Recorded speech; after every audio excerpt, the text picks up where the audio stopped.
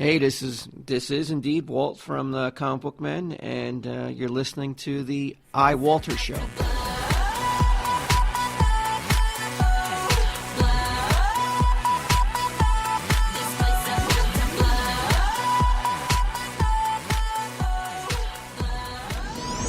Faster than a speeding bullet, more powerful than a locomotive, able to leap tall buildings in a single bound. Look, up in the sky, it's a bird brain, it's a plane, it's iWalter. Yes, it's iWalter, strange visitor from another planet who came to Earth with powers and abilities far beyond those of mortal men. iWalter, who can change the course of mighty rivers, bend ears with his annoying voice, and who disguised as Walter Interranti, mild-mannered janitor for a great metropolitan newspaper, fights a never-ending battle for truth, nonsense, and the American way. And now, another exciting episode in the adventures of iWalter. Yes. Hey, it's iWalter. I haven't been on, actually, for almost another week, and there was a reason for that, and I will tell you about it in a minute. It is actually going on 11 o'clock right now. I can't believe how late it is. And, yes, I was off for quite a while because my brother was coming up from North Carolina, and it was like, oh, great, maybe I can do a radio show with my oldest brother because he was in the military for 27 years. And, it's kind of cool because, Independence Day is coming up tomorrow, or actually in an hour after the show's done. I don't know if I'm going to do one tomorrow or not. So I figured, hey, maybe I can, because I haven't seen him probably in about 20 or so years. I don't know. It's been a long time, though. So I was going to ask him a bunch of questions about being in the military. I thought that would have been really cool, especially for, this time of year. It would have been perfect. It's not Veterans Day, but still, Independence Day was some cause fighting for the U.S., and you don't hear about that much anymore. So, unfortunately, he told me, I guess, kind of last minute. He went back this morning. Well, it'll be Sunday morning. It still is Sunday right now for the next hour. But, he said, yeah, I don't want to do one. I'm kind of camera shy. It's like, dude, you're not on the camera. You're actually on a mic. And most people actually give me a hard time at first. But once they start doing it, they kind of get into it. So I don't know. I guess he freaked himself out, and it was like there's nothing to get freaked out when I do this stuff. I'm kind of glancing through some stories. So anyway, yesterday he went with me, which I appreciated it, but then he got a little annoyed too at the same time. I was showing some of my computer equipment because I do have a lot. And by the way, I am trying to run my fan in the background because it is so freaking hot with this computer equipment. It's like, that's why there was another reason. I picked that song from Kesha, just to let you know. It was called Blow.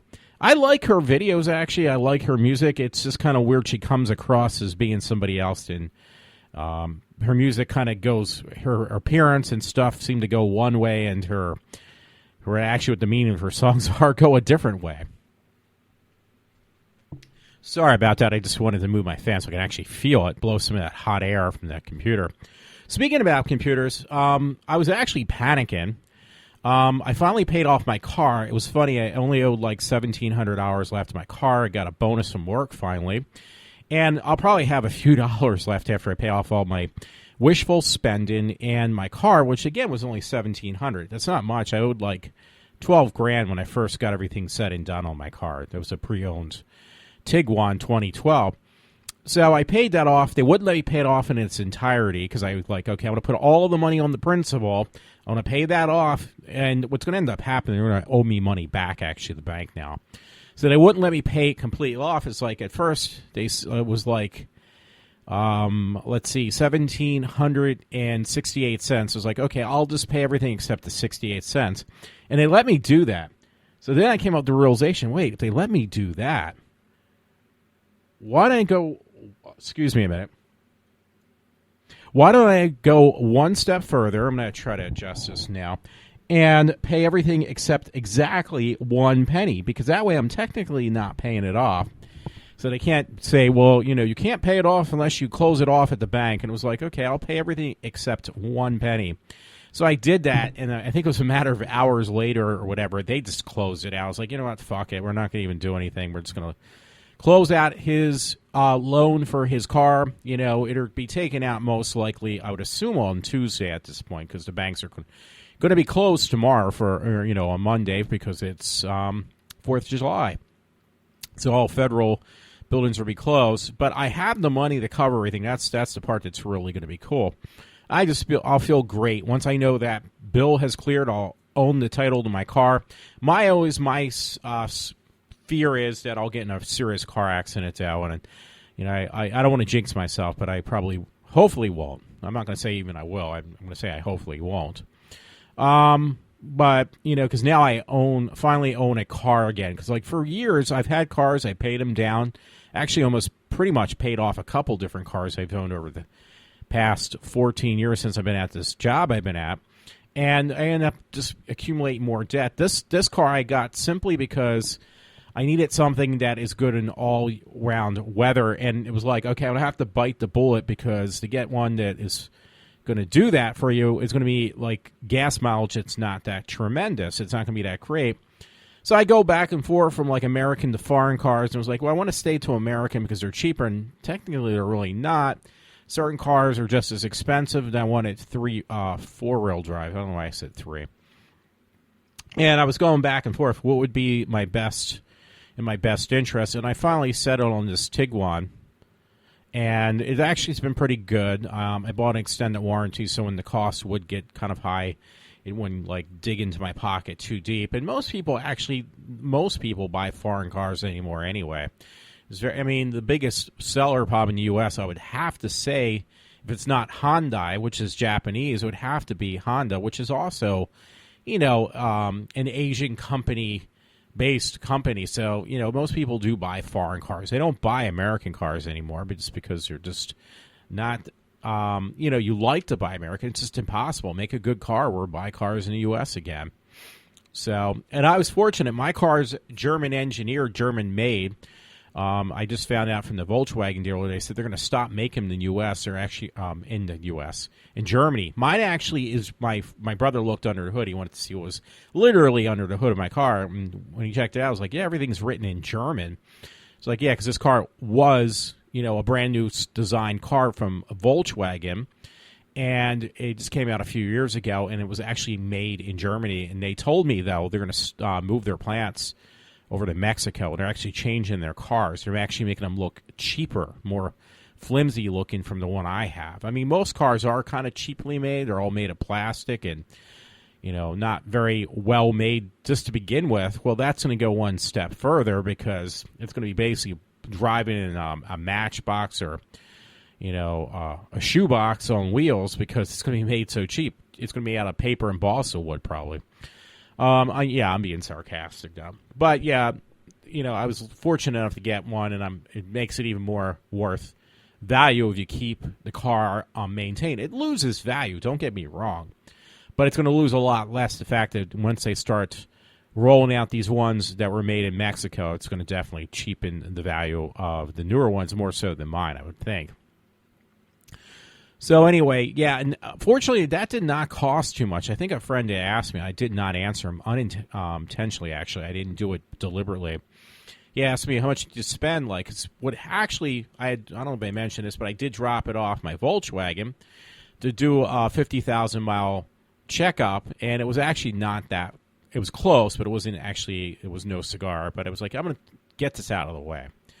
So it was like $250, $230. That was an oil change, filters changed, everything. It was like, well, that's not that bad. It's not going to kill me like it generally will for some of these mileage checkups. So that wasn't bad. But, I did go a little bit of astray. I apologize.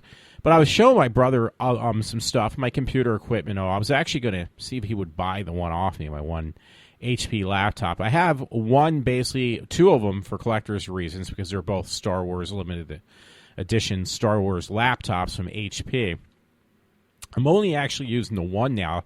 The other one was a just in case, but the problem was both of them cost me more money because I got extended warranties on both of these machines, these laptops, and I'm only using one. So it's kind of ridiculous, because I could get some of my money back at least by selling one of them off on the warranty part and maybe get some money back for spending on 2 computers, which I intentionally did not. What can I say? I didn't intend to do that at first. Actually, what happened was one of the HPs does not come with a very good graphics card. The other one comes with a graphics card from NVIDIA on these Star Wars laptops. I might have mentioned this before, and this is why I actually end up buying 2 of them, because one actually, the price actually dropped to a really nice, comfortable spot.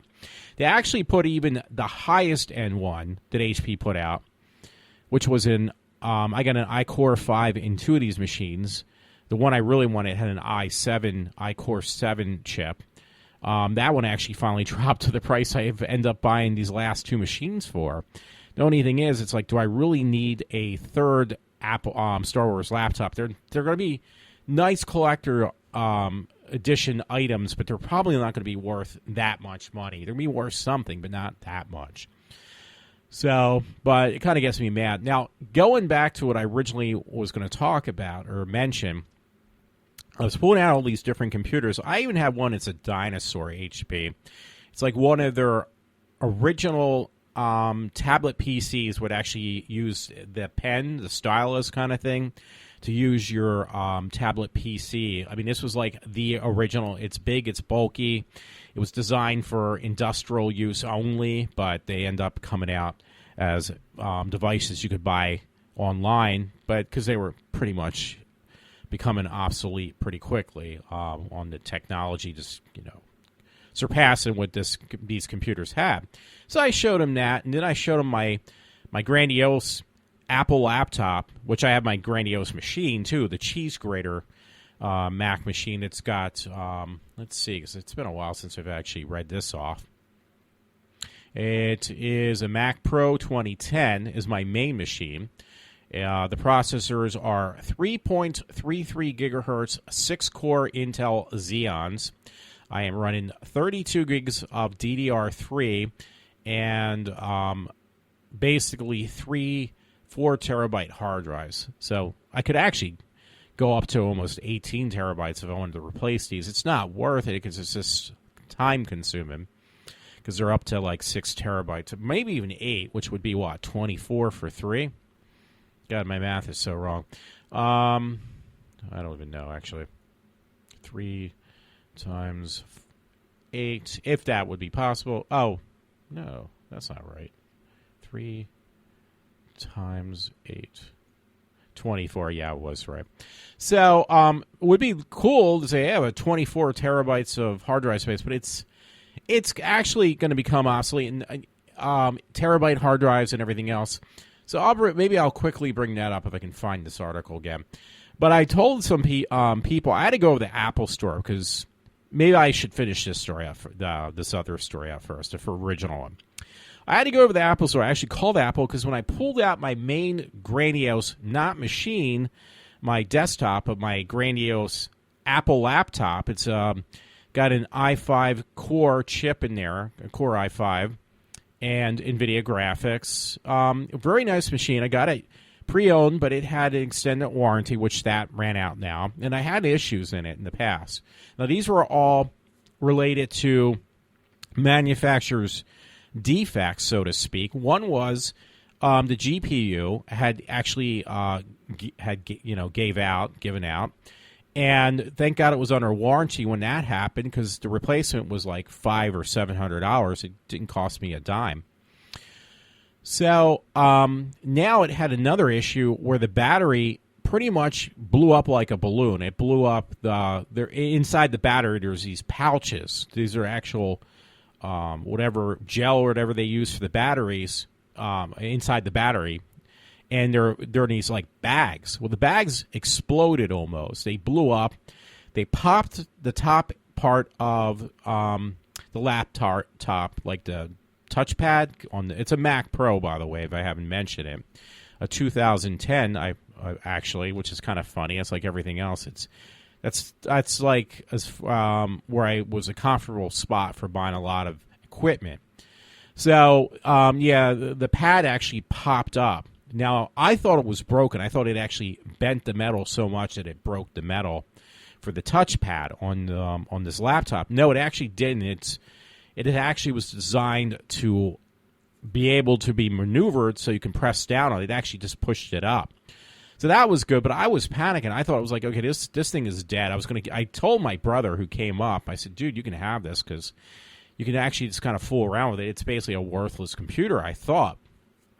So I showed it my dad. He took it apart. He pulled the battery out. I says, yeah, you want to definitely take this out. But it actually, he said when he had taken off the back, it's all screwed on, the back of the laptop, the bottom part.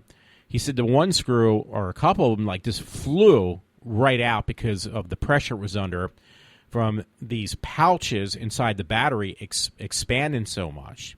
So I thought, like, for sure, this computer's dead. So I actually looked, and I actually went to Micro Center. I ordered a new laptop. It's waiting there for me, but I'm trying to figure out a way to call them back and say, listen, just put it back on the shelf because it will sell this weekend. So they're going to be pissed when I don't pick it up because they could have, they had 4 of the newer Mac Pros, which are a lot thinner, but they have hardly anything on them. Like they have solid-state drive, which is great, but it's very expensive. It's like extremely high, and now they use something called 3S USB 3.1. Now, USB 3.0 is USB. It's just a newer version. USB 3.1 is actually a new standardized. It's going to replace HDMI and HDMI 2 as this new USB 3.1 because it is high definition. So there's a big quantum leap when you go from 3.0 to 3.1 on USB. Well, here's the thing. That's used for everything on the new Apple laptops. It's not only used just for, it's actually replacing the power cord, this USB 3.1, but it also can send video. It can actually also be used for multiple other uses. So the nice thing is it's cool because you have one peripheral, one output that does, and input that does everything, and it does everything in high definition. So that part's really cool. Well, here's the bad part. There's only one connector on the on this machine. I was like looking at it tonight. It was like, do I really want to go down to Micro Center and buy this newer Mac where it's going to cost me more money just to get it to, because you can use that individual port to kind of separate and use multiple ports off of that. But that's going to cost an arm and a leg. And it also is where your power source is. So if you can't plug it in and you get what's called a hub off this USB 3.1, get a connector for that and put a hub on, you got to pray to God that it actually has one for power, because if you don't, you're screwing yourself. Because I wanted this thinner one to do, like on the road, my podcasting. Like what I'm doing now, I'm doing it at home. But on the road, it'd be nice to have something a little bit more compact. But the amount of power it's going to consume out of this one individual thing, it's just pretty much pointless. So going back to my machine, which I thought was completely destroyed, this is why I ordered this one. And by the way, the cheapest one you can get from Apple right now, the cheapest MacBook, is around, I think, $1,200, maybe $1,300. This one is a refurbished model that is only $900. So from $1,300 to $900, yeah, there's a big difference. It's still really a lot of money. I just paid off all my bills. So that was a concern. I was like, okay, do I want to just put myself into more debt? I just got myself finally out of debt once again, and I'll put myself back into debt. I mean, everything I owe on except a pretty big loan, everything else, including one of my 2 loans, is completely paid off now, so I don't owe anything on this one loan, my car loan. So I'm like trying to go back and forth. I was like, I can actually afford to pay monthly payments now, or weekly payments on this one loan. I'll have it paid off in about 2 or 3 years, probably at the rate I'm going, which isn't bad because it's for like $19,000. So do I want to add another $1,000 on to another computer that, that is going to cost me even more just to actually have it run correctly? I'll be bringing more stuff along even to take it on the road, which is what I wanted it for. So I'm like going back and forth. I'm still a little bit confused. My better sensors are telling me don't do it. It's just a waste of money. So anyway, the other laptop is my backup because sometimes the one I'm using now, the Star Wars laptop, which does pretty much a good job anywhere that I try to do interviews with people, I ran into a problem, obviously, one time, and this was back when I was at Jay and Silent Bob's Secret Stash, and I tried to do an interview with this guy, God bless his soul, but he passed away now. It was this guy, Mark Costello, and the interview turned out horrible on my Star Wars laptop. So my backup actually worked perfectly because I did 2 more interviews with 2, like Walt Flanagan and Mike Zapsik, and those actually turned out incredible, but I actually used the Mac that now the battery exploded. So my dad pulled out the battery. Was like, crap, I have no computer now as a backup that will, I can depend on. So I thought. So I had taken it. I called actually Apple online because they're open. They're on the West Coast. So they're, basically 2 hours behind us, maybe more, give or take where you're calling from. Called them and actually was on the customer service line. I said, listen, hey, I got a computer. Obviously, it sounds like it's a manufacturer's problem. Even though this is an older computer, you're talking like 2010, so it's like 6 years old. It is a manufacturer's problem. He said, yeah, we only honored that like 5 years ago. We figured we collected all the bad batteries because they did have an issue with batteries exploding in the laptops, and those were all recalled. Ironically, it was the exact same model I have, which is a 15-inch Apple laptop. So the only thing that saved me was one, my dad did pull it out. None of the bags exploded where, the battery bags are in, or whatever you call them, the pouches. I did read articles that was an issue, though, that the batteries did have issues where they exploded. So my dad safely got it apart. He pulled it out. It was like I never thought of, like, I figured you have to have a battery to actually have the laptop working, which is not true. Because years ago, you were able to just pull the battery off. Now you can't. It's actually screwed in underneath the case because they don't want anything to be shown. A lot of newer computers, they do that. And it's cheaper probably, too, for them. And they can get more money out of you because you have to then, if you don't know how to take it apart, you end up having to take it to somebody professionally, and they're going to charge you an additional $100 just to pull that, back off, which you just need a screwdriver for. So my dad was able to do that. He pulled the battery off safely. Everything kind of sunk back into where it was going. And I set up an appointment from Apple Tech Support Online at a store in King of Prussia. And I went there on Saturday. My brother went along with me, and it was supposed to be at, let's see, I'm trying to think of the time, 2:15. They didn't take me for another hour because every person in there with appointments were an hour behind, which actually kind of aggravated my brother. He's like, you're still here. And I was like, yeah, they still haven't looked at it yet. So when I finally looked at it, at first the one guy said, I think you're going to need a new touchpad. And, definitely need a new touchpad. And you're going to definitely need a new battery. Well, then they looked at it and says, well, that's all they did. They looked at it. They didn't run no diagnostic tests or anything. They said, well, actually, there's no physical damage to the motherboard or anything else. So everything was technically fine on this laptop, which was actually I was kind of happy to hear about. But in the process, what I did was I plugged it in, not realizing at first, or not thinking, I should say, wait a minute, you don't have to plug in a laptop to make it work.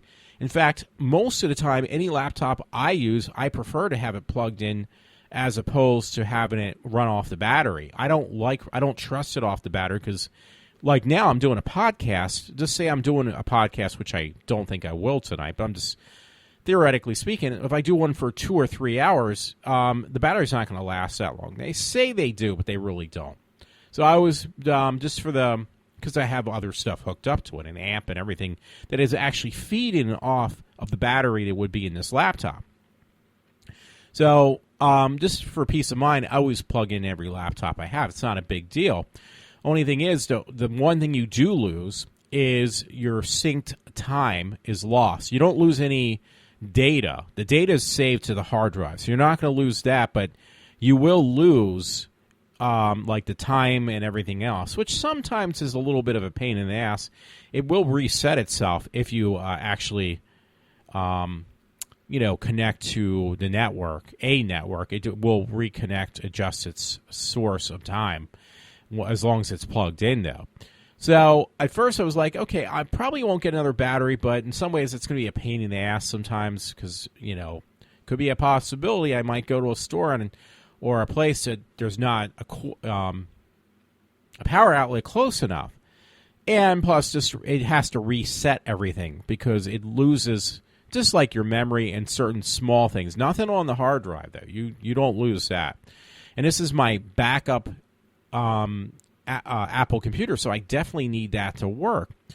So I looked online. The guy said, well, we don't carry the battery anymore because your computer, after 6 years, we consider it obsolete. So it's been basically they don't make any replacement parts directly from Apple. You have to get everything aftermarket.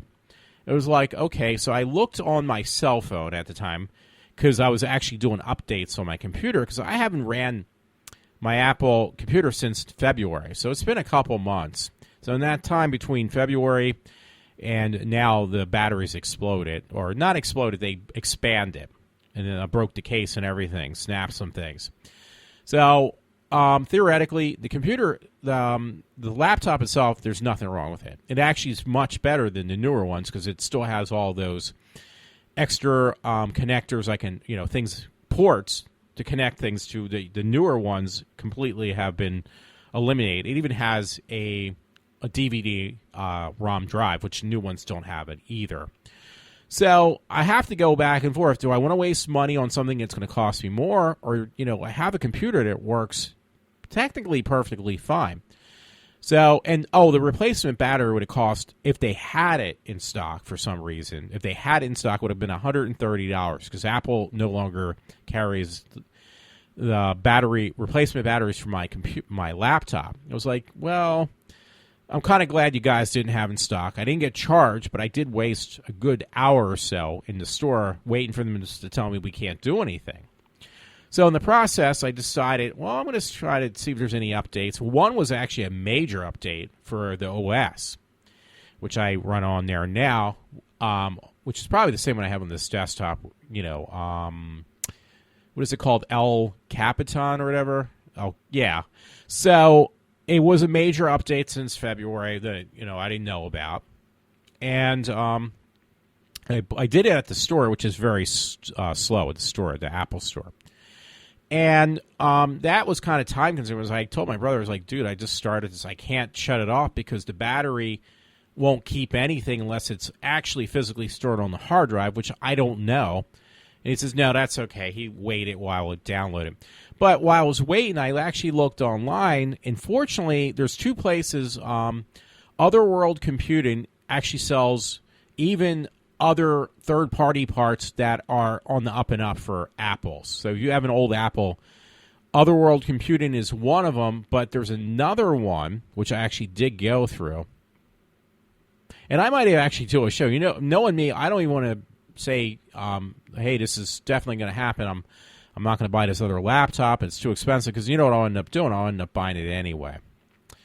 So I can't find it right now, but there's this place that sells actually Apple batteries. They're from California, and it actually got not only a good review. I'm going to sneeze probably, folks, so please forgive me because I might be doing it any second. No, it just went away. It's going to come back. I know it is. It's right in my nose. Oh, and I'm yawning now, too. This is not cool. But anyway, I found the battery, really good reviews on my 2010 Mac laptop, which, again, is a backup, for $50. It was like $50. Hey, I'm not going to fight that one. I'm not going to fight the system. Here it is. It's what I bought was an Apple, because this is my other computer, Apple MacBook Pro, unibody mid-2009, mid-2010. I have the 2010. And it gives the serial number for the replacement battery. Again, $50, because I saw it at Otherworld Computing. They were actually charging $100 for the same style, which Apple doesn't make them anymore anyway. So anything you're going to get, it's going to be aftermarket. But the name of the place was called Laptop Battery One, which I'd actually recommend if you need a battery. I don't know how good the battery is going to be, but you can't beat that price. It was literally half the price of what even the cheapest price was.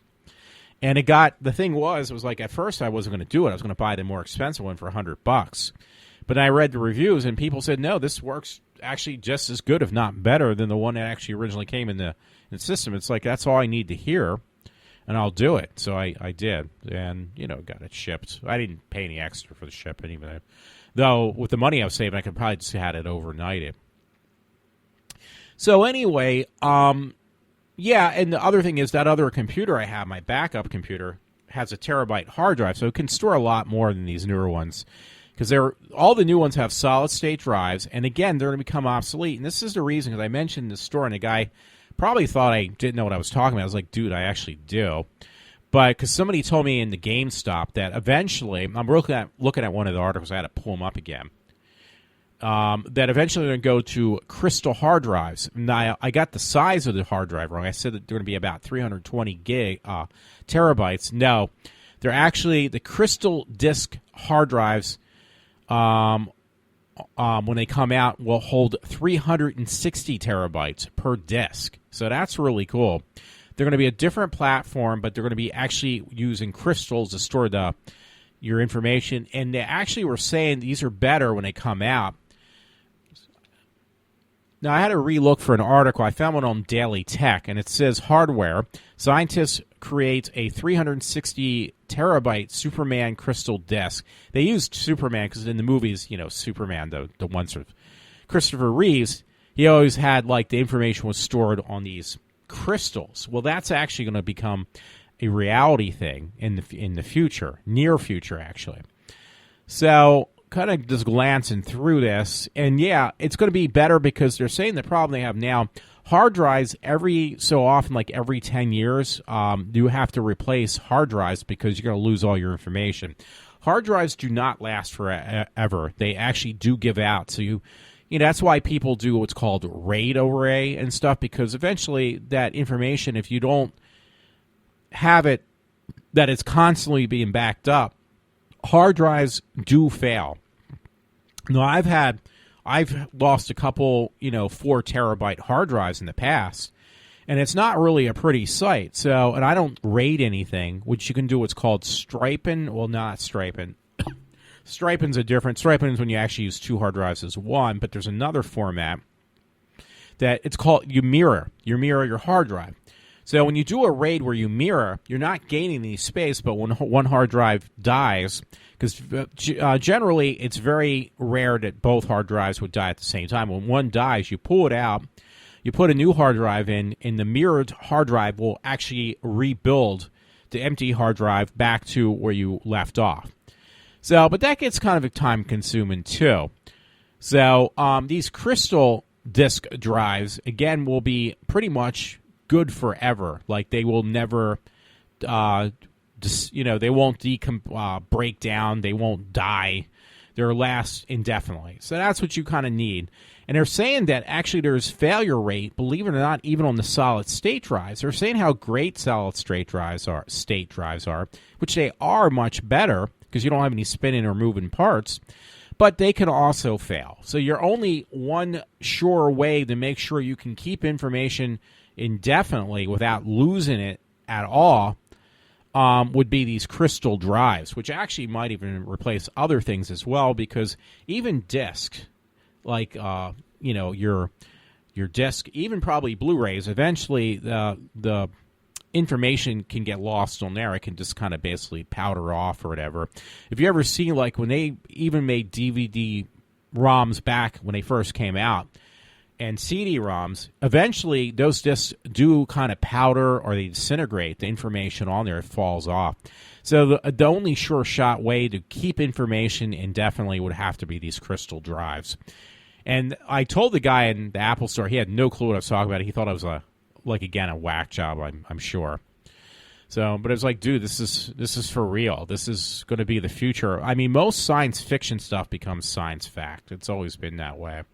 It's a matter of, because people watch this stuff, they see it, and it's like, wow, I want this to actually be for real, and eventually it does become like a real thing. It's more than just, a fictional thing. So speaking about that, I bought it. It actually came the other day when I wasn't doing shows. I bought this communicator from Star Trek, and this one actually is a Bluetooth one, which works with your cell phone. So if you ever watched the original Star Trek from the 60s, this communicator looks like identical to that because it was made by fans. They wanted something that really would work and actually look like a real communicator. So it does work. It's basically still a glorified toy for $150. But I did get that, and I mean, it's more of just a collector's thing. I got a lot of collector items, maybe too many. But that's one to my thing. I was going to at least bring it to conventions and stuff, if not anywhere else, because that'd probably be the best place to bring something like that is to a comic book convention, because people would have a blast. If somebody calls me on my cell phone, it will pick up on my communicator as well, and it really does work too. But right now I kept it unplugged. I'm just going to let the battery die because I don't know how good the shelf life is on this battery. If you're interested in one of those, you can actually go to thinkgeek.com, and they do have the communicators. They're not that expensive. $150 sounds like a lot, but think what you spend on other geek merchandise, and then you think about it again. I was like, well, actually, that's not that bad at all. So just giving you a heads up on that. I'm trying to go through because I did put up a bunch of articles. I'm just not sure which one I really want to start with. Wanted to kind of get out of the way just what happened. I was a little bit disappointed in my brother, but, you know, today was my father's birthday, which is going to be over in the next half hour as it goes on to midnight and being the next morning of 4th of July. So my dad was born July 3rd, so his birthday, you know, we went out with him a little bit, let him pick where he wanted. He wasn't seeing Tarzan last night. Now, I'm going to go see that movie called The Shallows, but I'm not sure when. I'd like to go see that, though, because that actually got really good ratings, better than Tarzan and better than Independence Day, actually. But speaking about movies, though, now I have to pull this up. I actually did not go see it, and it's questionable if I actually would have went and seen it in the movie theaters. I don't know, actually, at this point. I can't say either way. But it was that movie called 10 Cloverfield Lane, and believe it or not, it was actually really good. It was slow, too. Now, they have... I'm trying to look for that. Let's put it in.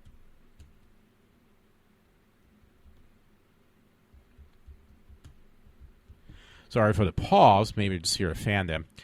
10 Cloverfield Lane actually was only released in March, and it was actually out for rent.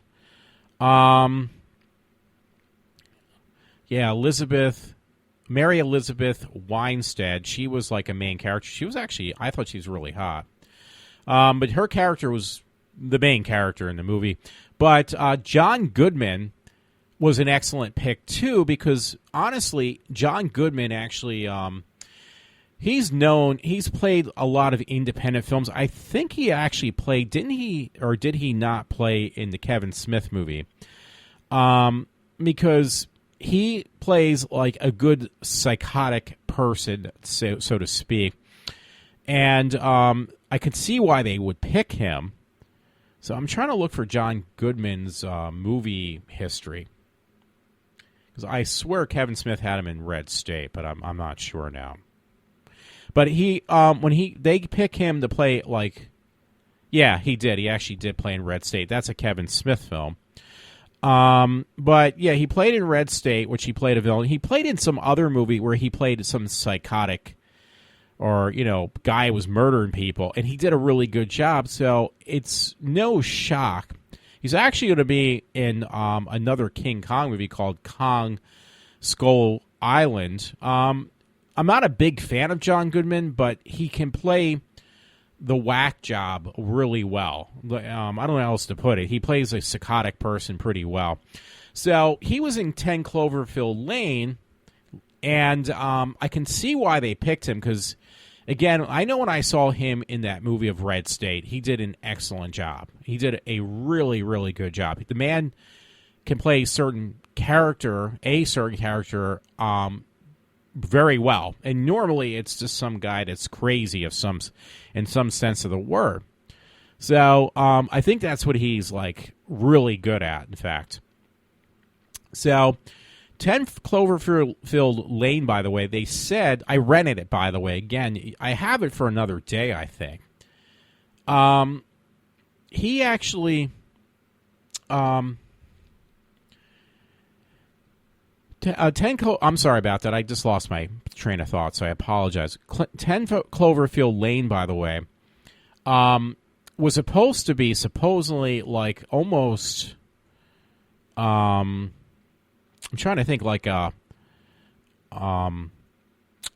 sequel to Cloverfield. It was like, well, I don't really see it.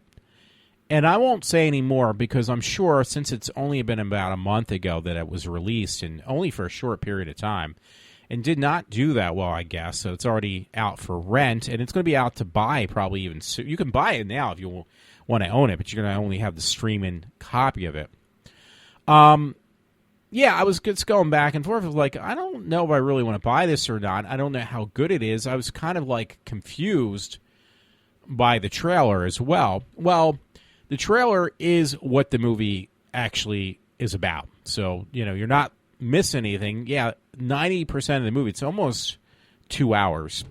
90% of the movie is with them being what you see in the commercial, or the commercial, I guess, the trailer, of them being in a bunker of some sort. This guy thinks that the world invasion or basically somebody from another country has invaded our country, and he, John Goodman's character is trying to take shelter, which he takes 2 other people in with him.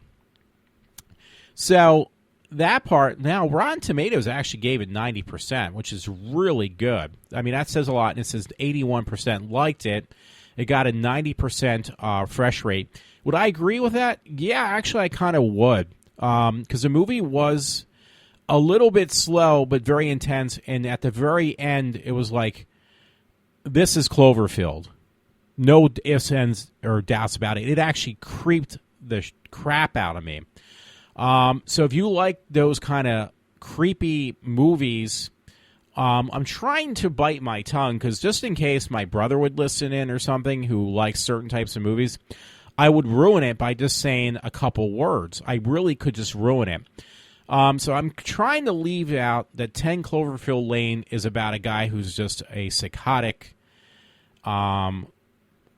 vet who thinks that we are being invaded by either aliens or from another country. And if you've seen the movie Cloverfield, and you got to remember it is done by, at least produced by the same, it says directed by Dan Trachtenberg. So I don't know if he's related to Michelle Trachtenberg, the girl who played in Buffy the Vampire Slayer. I don't know if they're related. Has nothing to do with anything. But the producer was J.J. Abrams. So it's a J.J. Abrams film, so to speak. 10 Cloverfield Lane just basically opens up a whole universe out of that movie. So I don't know if they're going to make more out of that. It is very creepy. If you can get through like the beginning of that film and just the intense enclosure that they're in for who knows how long, and you realize that there's more going on, I actually would kind of relate this, because I'm going to see if it shows up. Some other movie that was, I think, based upon a story from Stephen King's line. Let's see, because it actually reminded me, 10 Cloverfield Lane actually more reminded me of something M. Night Shyamalan would do. I'll leave it at that because I'm already saying way too much. I'm looking for Stephen King's movies because I'm going to see The Mist. Okay, if you like The Mist, I would say 10 Cloverfield Lane is almost, and that's actually, I've already said way, way too much. Would be more on, like, with The Mist, on that same kind of atmosphere. But The Mist was interesting. 10 Cloverfield Lane was probably a lot better. Now, I'm looking, Cloverfield actually came out in 2008. So that was like literally 8 years difference between 10 Cloverfield Lane and Cloverfield. So, I mean, do we have to wait another 8 or 10 years, if they make another film? Because I think they are actually related, believe it or not. You wouldn't think they are. But there is a tie-in, I guess. You just got to, you have to wait to see it. Yeah, I'm surprised. It got like a 90% rating. It said that the movie budget was only $15 million, but yet the box office for that short period of time it was out, which was March 11th until now, it made $108 million. So that's pretty impressive. That was definitely, that's a low-budget film, technically, that made a good amount of money. And I'm telling you, it did freak me out when I saw where it was leading to at the very end, because it will give you, it does pull the rug from underneath your feet. I mean, it really pulls the wool over your eyes, this movie, because I don't know what I can say and what I can't, because this movie's way too new. Even just as a rental from being a released film, because it was only out for like a month or two. And would I recommend it again? Yes, please go see it, but just expect it to be a little bit frustrated at for the most part through the film.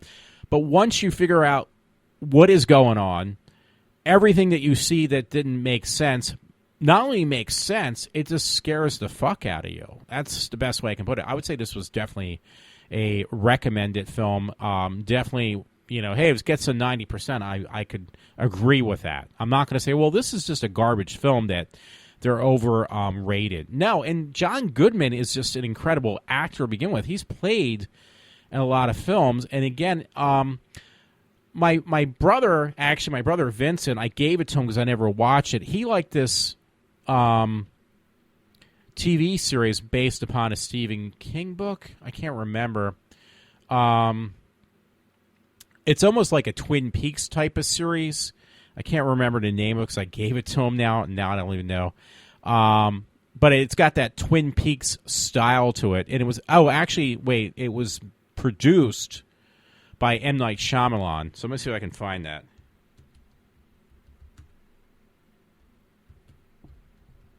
Because I'll just put in TV series for M. Night. Okay, yeah, it did work. Wayward Pines.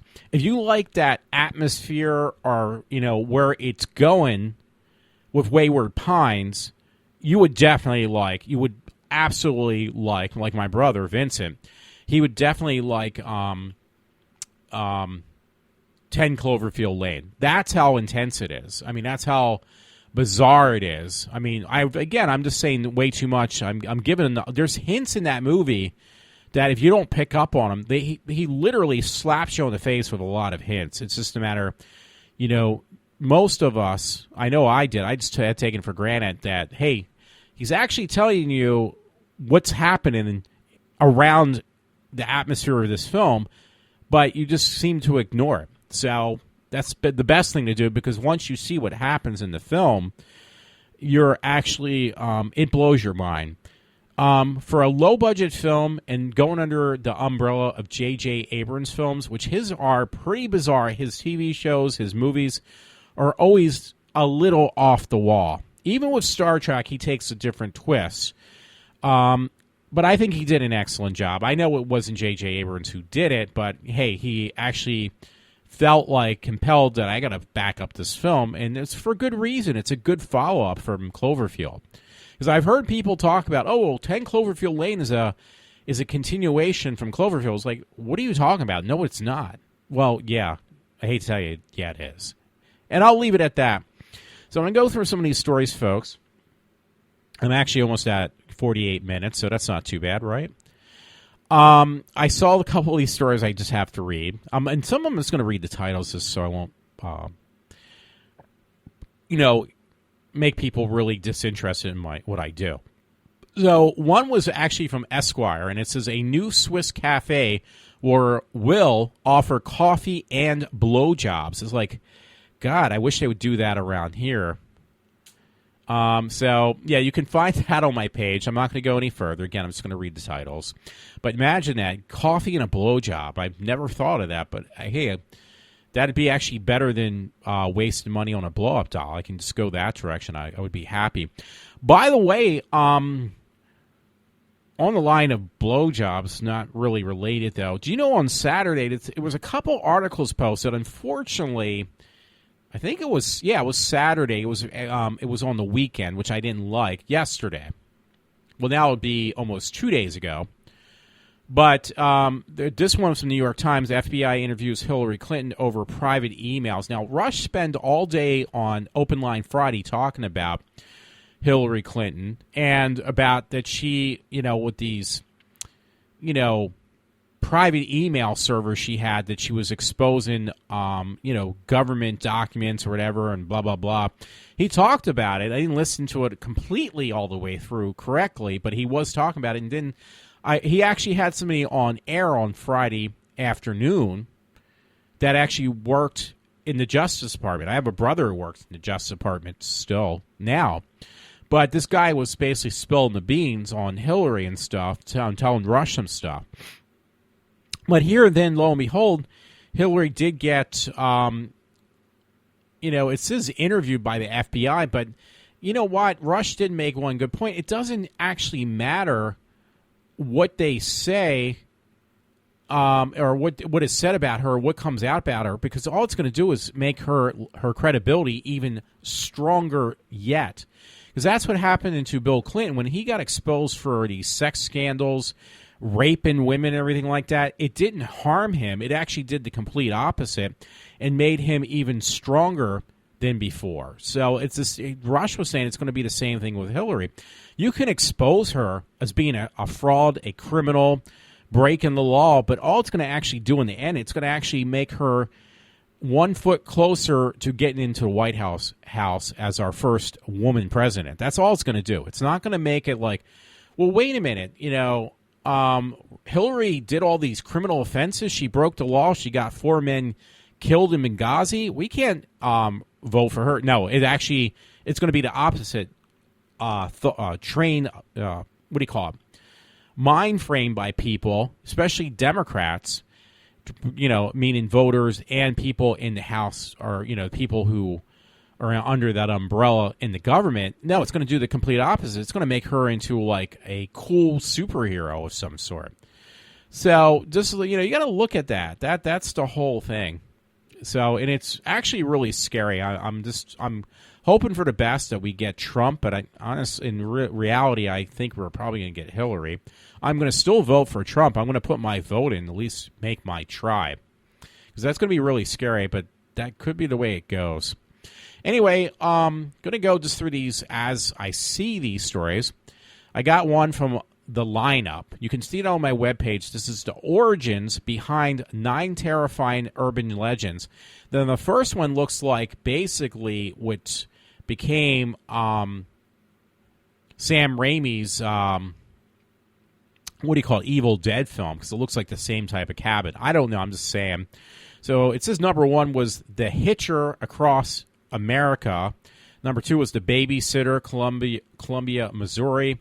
Number 3 was the Winnebago, the Great Lake region. I heard a little bit. 4 was High Beams, New York City, New York. Number 5, The Hook, Across America. Number 6, The Ghost of Stowe Lake in San Francisco, California. 7 is Wolf Girl, Devil's River, Texas. These are all urban legends, and it goes into them. I'm not going in really deep because, I'll just screw it up. Number 8 is Bunnyman Bridge, Clifton, Virginia. Number 9 was Maybe You Will Remember, Detroit, Michigan, which I don't. So these are, if you want to read these, you can read about these, again, urban legends. So on this link I have on my Facebook page. Oh, that was one thing I totally forgot. I'm glad I looked at this. I would have brought this up actually first.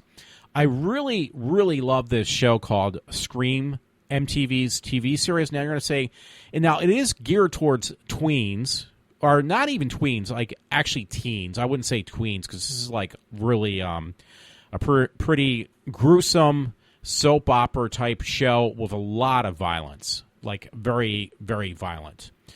But I mentioned to my brother, I said, yeah, the Scream TV series is actually really good. And he says, no, they're silly, they're goofy. I was like, no, Vince, they're not based upon the TV show at all. They're based upon based upon the movie actually at all.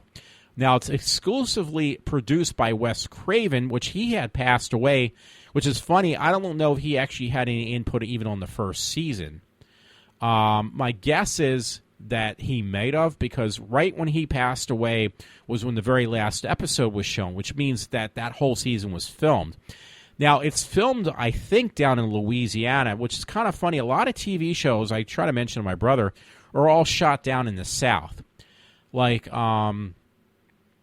what do you call it? Vampire Diaries was, and, this show is. A lot of shows, other shows, past, present, and future will be shot down in the South.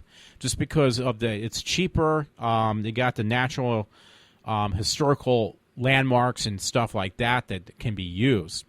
But it was funny when I said tweens. I guess what made me think of that, there was the one girl who played on Shake It Up, this TV show, this redheaded girl. She played in the pilot of the Scream TV series. She was the first victim, which she is the main character all through the main season, even though she's dead. But it's the same premise. If you're a big fan of the TV series that was Twin Peaks, it's very Twin Peaks-like, but more gruesome. Not so. Now, Twin Peaks was great, but it was very goofy too. When working with different dimensions, you do get a little bit of that, not with the goofiness, but the dimensions and real killers. It kind of reminded me of Hardy Boys and Nancy Drew too, because it is more teenage related, and actually Vampire Diaries, because it all takes place in this small town, which would be more Twin Peaks, but in the high school where the murders are victims in on the same high school. Now, the first season was really good. The second season starts out gruesome. It is really good. It's only on the 5th episode, but not as good as the first season. But it left it open because there was actually 2 murderers. They only caught the one. Everyone in the show was under suspicion. It wasn't just 1 or 2 people. Everyone was a suspect to the audience members. So when you think you figured it out, it could have been anybody because everybody was a suspect. So the one that you probably least suspected, which I kind of did a little bit for some reason because they seemed like they were least suspicious, was the one who was the murderer. And they did very gruesome murders. I thought the show was very intelligently written. It makes you think. I mean, it's not like it's a cerebral show. It's a very cerebral show. So I want to buy the first season, actually. That's my goal, is just to buy, because I want to see any behind-the-scenes stuff, which will be on season 1, which was just released about a month ago. Now, the interesting thing, they actually incorporated more, when I say cerebral, more than just making a silly TV show out of a silly movie, because it's not. It's actually very serious. It is very, again, David Lynch feel. It has a David Lynch feel to it. But even the mask that the person wears is not your typical Scream mask, but it was actually the face on the mask that is used in Scream TV series was a mask of a real person who was a guy who was basically born deformed. And he had surgery on his face to correct his deformity on his face. Well, that face became the mask for the murderer to wear. So there's actually some story behind actually the mask. It's not just a mask from the painting of the Scream. It goes much further than that. And that character, you're not sure if he actually died, because you presumed he did. You find out like twisted stories, maybe some kind of, not incest, but some really weird stuff that's going on within the world of the TV series Scream. Now, this actually, I would actually put a notch above Teen Wolf, because Teen Wolf was a really good TV series. It had nothing to do with the movie as well. Really good show, but this is more, Teen Wolf is more action. It's more like if you want a lot of action, a lot of fighting, like superhero style, you go for Teen Wolf. If you want something that actually makes you think, that's more cerebral, then you want to go to the direction of Scream, because it's a very cerebral show. There's very little humor. There is some humor in there to kind of make it lighthearted, but the violence is extremely over, really high. You don't see much of it, but when you do see it, it can be probably pretty disturbing. I mean, it's definitely on the borderline for this show. I know the first season, I shouldn't say this, I was going to try to tell a guy at work, he didn't want to hear it, but one of the things, it shows you how it's a violent show, but it's also cerebral. I mean, it may not make sense, but the murderer at one point, to try to cover their tracks, to make sure they wouldn't get caught, try to divert themselves from being the center focus of, hey, I don't want to be a suspect because I'm the one killing all these people. And there is basically the second person who did not get caught actually makes up the second season. So I don't know if it's going to go longer than 2 seasons. I'm not sure, because the second season of MTV Scream has actually gotten better ratings by audience viewers than the first season, because most people didn't even know it existed either. But I caught on to it, and I marathoned the show. But what the murderer did, or one of the two, they only caught the one, actually made sure to, the person was under suspicion. They tried to make it look like that person tried to get away in their car, which was, they thought, who's the murderer, when you find out it wasn't. But they couldn't tell if this person, they couldn't identify the body, because they made sure, the real murderer made sure to burned him beyond belief, so they couldn't get fingerprints. But then they couldn't also get dental records, because they made sure to also remove their head. So that was like kind of clever in a very sickening way, but it's like, I never thought about that. If you remove the suspect's head and burn them beyond belief, you have no fingerprints, and then you have no way to identify them through dental records or even DNA, because, all the blood has been burned and boiled away. The skin's been burned. You can't get tissue samples. You can't get fingerprints. You can't get dental records because there's no head. I mean, there's just certain things about the show. It's designed for those who actually have, no puns intended, but a brain in their head. I mean, it's not designed for idiots, and it is actually, yes, it is a kid's show, so to speak, but it's a kid's show. Not a kid's show, I'm sorry. It's a teen show, a young adult show. But, again, it's designed for those who actually want something more than just your typical teen-type TV show. It's not your... Because MTV actually, I think they do own Nickelodeon. So it's not your typical show you expect to see on Nickelodeon. It is definitely not a show to you would see on any other type of network designed for younger generation. It's just all the way around. I think it's really cool. I've gotten so caught up into it. I bought the Scream mask, which only costs like $8, but it's made. And it's actually, what do you call it? It's patented, whatever. It's been approved by MTV. It's got the MTV tag on there, but it's like $8, and it's made very flimsy. So that's the only problem, though. But it is really cool looking, the Scream mask, which is not the same as the one from the movies, because the movie and the TV show are completely different. So just let you know. And actually worth checking out. If you don't like the movies, don't worry, because the movies and the TV shows are extremely different. And the TV show actually really makes you think. It does. I'm trying to think. But I bought that, and then I looked online, and I was able to find, because you can only buy those online, and they're not easy to find, are the official TV series... let me think. T-shirts. So, and they're really cool looking too. So, yeah. I mean, I'm just saying. I mean, I can't say enough about the show. Let me put it that way. It is like so cool. And now I'm like caught up on that show, on like certain other shows I watch that are new shows. I have to wait now, like everybody else does, for when the next episode comes on, which honestly, I really just don't know when it is. So check out Scream, MTV Scream. Don't confuse it with the TV series. Don't even put it in the same universe.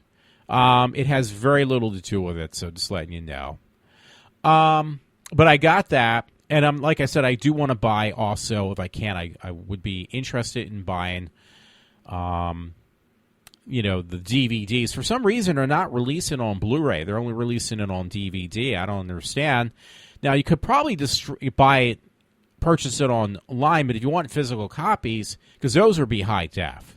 If you buy it in the online, but the only thing is, you probably won't get the extras. I don't know. That's how they get you. Because if you want the high definition, you got to basically buy it from iTunes or Amazon Prime, or one of the other purchase devices, like even your Xbox or PlayStation, whatever. But if you want any extras, which would be on the disc, then they can get you again by making you buy the discs as well, which are on sale this week for $17. Normally, for season 1, it's only three discs. It's only 12 episodes, or 10 episodes, I believe. But to get the extras, you have to buy the disc, and they are on sale this week for $17 as opposed to $30. Just to give you a heads up. So, I think it's a really good show. So, another thing is, I'm just going to go again. I'm going to kind of trickle through my stories I put up.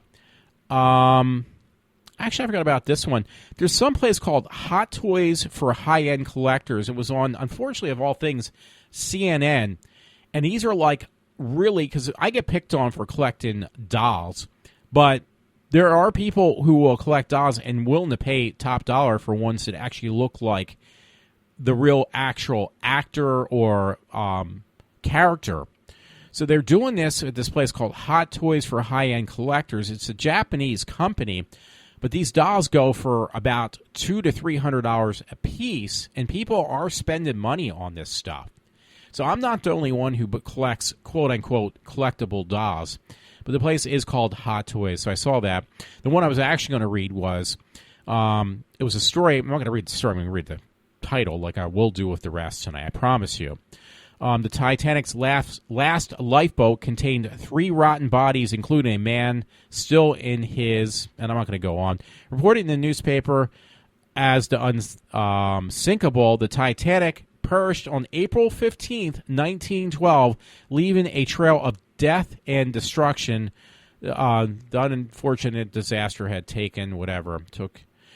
I hate when they cut that stuff off. Okay, I opened it up. It was some vintage news. You want to go right to the source. The vintage news. The Titanic's last lifeboat contained 3 rotten bodies, including a man still in his dinner jacket, was found 200 miles by a passing liner a month later. Because they were in the cold waters, too. So you got to remember, those bodies were kind of preserved as well. So if you want to read that, check out the Vintage News. I thought it was really cool. So I just opened it up. This was kind of funny when my brother went and visit. A friend sent it me, a friend Todd, where it's from a web link called allthatnews.com. And it says North Carolina will require work for welfare starting in July. So basically, this was started back with Clinton, and then it was stopped through recently through Obama, but it's going to be reactivated now. And at least the state of North Carolina, that's where my oldest brother lives, and it says a personal responsibility and work opportunity reconciliation. I'm sorry, I can't get that word out. Act of 1996 reform welfare so that adults could be required to work in order to receive their benefits. Basically, if you're willing to able to work, you're an able body. You in between the ages of 18 to 49, you had to find a job after a very short period of time, and you had to work more than 20 hours a week in order to get any type of benefits. That was stopped through Obama, But now it's going to be restarted up, at least in North Carolina. That, hey, if you still want to collect food stamps and stuff, you can, but you also have to find a job. So I kind of thought that was really cool. I just shut down that link, so I can't remember. I apologize. There was a story from, wow, it just closed out too. Viralbananas.com. I could cut to the gist. I want to see if I can just kind of get it to open up again. I don't know why it did that. But it looks like a transgender, it really looks like a man that's got long hair. I'm not even kidding, on a basketball team, a college basketball team. Notice anything strange about the female college basketball player? Speaking about colleges, the college I actually graduated from, Cabrini, my father told me it was in the paper the other day, that now it's no longer Cabrini College, it's Cabrini University. It actually got changed to university. And it's been like 15 years since I've graduated, so that's pretty cool, or 14 years. I don't know what's going to change for them. I got to look that one up. There's a reason that there's a man and a woman's sports in high school and college. This is an unfair advantage. So, yeah, I don't know if he's a transgender or what, but it's a man who looks like he's probably gotten, yeah, it does say transgender, but he's built like his physique is of a man. His facial features looks like a man, but he's basically a transgender male, very husky guy too, much older looking than the other girls on the team, even though it's college, which, he's not the traditional college age, that's playing on a basketball team. Okay, this is why too, but that's because he's a 50-year-old player, Robert John Lugwit, a man. So he's a guy who is now saying that he feels, I guess, more like a woman, and he went back, I assume, back to college, obviously. I'm not reading this thing, so if you want to, you can. And again, find Viral Bananas. But he is a man, a very husky man, at the age of 50, which I will be, a man my age who went back to college and associates himself as being a woman. It says that his figure is 6'8", and he weighs 220 pounds. That's not that heavy either. He doesn't look heavy. He just looks husky. And, identifies as a woman now, and he tried out for a all-girls basketball team. I think it's hilarious in many ways, though. So I'll let that story go now. Some of these stories just won't open up now. This was kind of interesting. I don't know why I opened up, but I'll look at it. I'll kind of read through it, too. MeTV, memorable entertainment, 17 products of the 1970s you still buy right now, but they've changed a lot. One is basically an answer machine for your telephone, but it's like the original one. And it looks like a pet rock, a mood ring, old time candy, Curly Whirly. Never heard of it. Does look familiar, though. Tab soda. That's why I got it actually at first, this article. Wanted to put it in my mix. Tab soda. My brother's wife used to drink Tab all the time. You can actually still buy Tab. It says on Amazon they have. You can buy a 12-pack or 6-pack for... It says 12-pack doesn't have a price. 6-pack, it's like $5. I mean, is that like brand new? Do they actually really make Tab, or are you just buying it for nostalgic reasons? Because it would be pretty nasty if it's, it says produced by Coca-Cola, though. I don't know. It was like one of the original Diet Cokes was Tab. Something called Bro, some type of shampoo, or Brew. I don't know. It's BROO. Pearl Drops. God, that was really popular back in the day, was Pearl Drops. Atari console. It's the retro one they're showing, though, but the Atari console. Something called Rusty Zipper. Never heard of that. The old lava lamps. That's on this list. Shag Carpet and Plum. Bell bottoms. I think they're kind of, that was a thing, definitely. Maybe they make comebacks retroly somehow. CB radios used to be really big back in the day. I don't know anybody besides truckers who still use CB radios. Barbara Streisand T-shirt is on this list. I don't know why. Polyester tracksuit. Yeah, the last time I saw one of those was on the $6 Million Man. Platform clogs. A computer floppy disk drive. Yeah, that's definitely been away for a long time. Hasn't been around. And the last one was answer machine. But it was actually on the first one. It was like a very vintage answer machine. So that was on MeTV, Memorable Entertainment, which I actually have going on in the background right now. Another one from MeTV, because I remember my mother used to like these people, Captain and Tennille. I can actually say that. Opens up about her career. It says Tony Tennille opens up about her career. So her name was Tony. And marriage to the captain. The singer reveals why love couldn't keep them together. They were really popular back in the day, in the 70s. I remember Captain Tennille. But, yeah, it was a very interesting band. Husband and wife, I guess. A duo, but, yeah, they did break up, obviously. Story from Overpasses for America, standing with the Constitution. Actually, it says it is the first now, but it was actually June 29th when this was posted. It said, Brits are sick of Islam and prove it as attacks on Muslims skyrocket. So that's actually, I hate to say, but it's kind of cool that we're not learning our lesson, but actually England is getting fed up with all these Muslims basically not even assimilating. They're just basically taking and changing, changing the look of the UK into what they want it to be. These Muslims and the UK people are finally fed up with it. So that was on Overpass. I did have that in my mix. I actually put up some story from it's Annabelle the Haunted Doll. But it's actually a Raggedy Ann doll, which they did not use in the movie because Raggedy Ann is patented. So, haunted objects. Annabelle is not your run-of-the-mill haunted doll, but rather a tool for a much darker purpose. The dark titles can be quite cunning and manipulative in getting what they want. In the case of Annabelle, 2 nursing students came very close to losing a friend.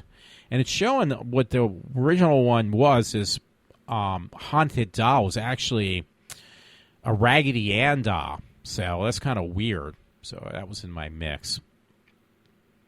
Let's see what else I have. I got this from Young Conservatives, weblink.com. ISIS kills 19 girls for refusing to have sex with fighters. This is one you can look up. It is on my Facebook page. I promise I would not read it. So, so this is why I brought this one in the mix, or my stories tonight, which I am over an hour and a half almost. I'm up to an hour and a half almost. Is because this is what people got to realize. I even mentioned it to my brother. Everybody is like, we got to be right for these, we got to make things right with all these minorities, which include people that are Muslim because they've been mistreated. We have to treat them fairly for the way the white population of the U.S. has mistreated these other countries. And part of it is by allowing them to come in our country and do whatever they want to do. Well, this is just a taste of what you're going to get if you continue to go that direction because, yeah, you can say this is a different country that this story is mentioned in because I think it is. But this is what's going to happen in our country if you allow more and more of these people, refugees, these Muslims come in our country because look what it's done to other countries already, like England. So let me read that title again. It says, ISIS kills 19 girls for refusing to have sex with fighters. So, women are all about like, oh, we want women's lib. We want Hillary Clinton to be our first president and stuff. Well, she's going to allow more of this to happen in our country. And you're going to act like, well, this is never going to happen in this country. We're a civilized country. Well, if you let more of these people who believe that women are less than dog shit, you really don't think this is not going to happen? I hate to tell you. Yeah, it will. So, I don't know how to say it else to say it, but the U.S. really does need to grow up in many ways that I say this. They really need to kind of grow some testicles. There's actually a song from, which I didn't know, a song from Kesha where in the song, I don't know the name of it, but she actually does say some boyfriend, I guess she has in the song, according to the song, some boyfriend she had a mangina. And that's basically what we have in our society now. We have a bunch of men who are basically nothing more than women and have manginas. They don't have any balls. Because even in the song, she says, if you want to come back to me, you need to grow some testicles. You need to grow some balls. And you know what? This is exactly what our country is. We got a president who's the same way. He's got a mangina. He doesn't want to start waves, and he wants to, bitch. Like this song says. I got to look up the name of that song sometime. But the song from Kesha is actually perfect for even our president, who basically doesn't want to take any responsibility. He just wants to complain how he's been mistreated. Well, if you listen to this song from Kesha, that's basically what she complains about. But it's about, I guess, maybe she means like the men that she's encountered more than just a man she might have dated, but other men, which I had to clap my hands to that song. I think it was hilarious. Anyway, some other stories I have. One was from, now, you could take this with a grain of salt. I don't know, but I would take it a little bit seriously on the holiday weekend. But it was from America's freedomfighters.com. Break-in. It was supposed to be a break-in story. America on high alert as ISIS threatens the 4th of July terror attacks at certain locations. And it gives them, like LAX in California, New York's JFK airports, Heathrow in London, and there might be some other locales as well. They're obviously going to pick locations that are heavily populated, and Heathrow would be because the planes coming from Heathrow Airport to U.S. obviously are heavily fueled. So they're basically they're going to use those as flying bombs, like kamikaze style. So, and also because they're going to be heavily populated areas or these airports at this holiday time. So, it's just a forewarning that, you got to take this stuff seriously. But, people won't. They think that it's just the white people being obnoxious to the minorities. And that also, again, just to make it clear, also includes people that are Muslims as well, ones that are Middle Eastern as well. So, anyway, it was a story from the Daily Mail. It was definitely kind of interesting. The titles and, a little bit of the bullet points are actually more than enough to read. They give you the highlights at least. Looks like Miley Cyrus. Sorry, I get easily distracted. Anyway, the story is not the one I want to read. It's not Miley. But anyway, it says, caught on camera, half-naked woman tries to bribe her way out of a speeding ticket in Miami. Margaret Garcia, 26, was arrested on June 19th by Miami-Dade police. It does say D-A-D-E. Dade police. Officer for speeding, bribery, and possession of marijuana. So she tries to bribe the officer. The officer's body camera recorded the moment she tried to hand him a wad of cash with her ID on top. The officer told her that Garcia, who is partially clothed, doesn't owe him any money, as she still tried to give it to him in the video. So it shows it. So that's smart. They actually do have body cams. So she really got busted. It says a search of her car found marijuana and an open container of alcohol. Garcia has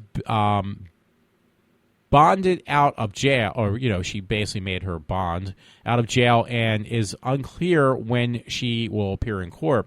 Well, hopefully she doesn't skip town, though. That's could be a problem there.